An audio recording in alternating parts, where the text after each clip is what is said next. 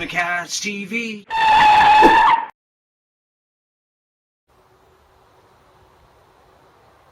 Our prehistoric ancestors left stones behind, but evidently we've progressed a bit since then. What's known as the Coty house is said to have been built around 6,000 years ago. That's about 1,000 years older than the oldest ancient Egyptian pyramid, and around 2 millennia before Abraham from the Bible was born. It's not exactly on the same scale as Stonehenge though, but it's far older. You'll certainly get plenty of exercise walking up the hill from the Aylesford train station to this ancient site. So spare a thought for the early Neolithic slaves who dragged these huge slabs of stone up here. Judging by the number of vintage postcards featuring the megalith and the centuries-old graffiti written on it, it's certainly seen its fair share of tourists over the centuries. The place was apparently one of the first megalithic structures to be protected under the Ancient Monuments Act of 1882, hence the iron railings.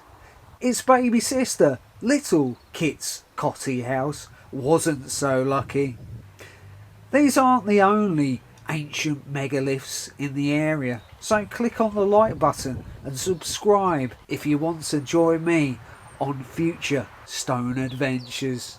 The old village of Aylesford itself, originally a riverside settlement, is worth a visit too. Hengist's name seems to pop up quite frequently. One half of the two legendary Germanic mercenary brothers who turned against their former employer Vortigern, king of the Britons, so that they could establish their own Kentish kingdom.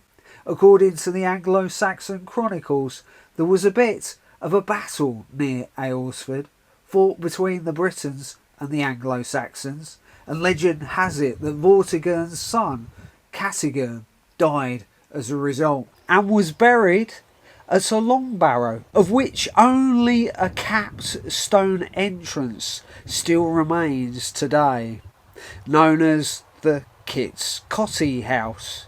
Although it does seem a bit strange that they be still adding bodies to a tomb that had already been around 4,500 years before the battle ever took place. Thank you for watching my video, and please feel free to leave a comment and feedback. The end is merely the beginning of infinitely more cardboard video adventures.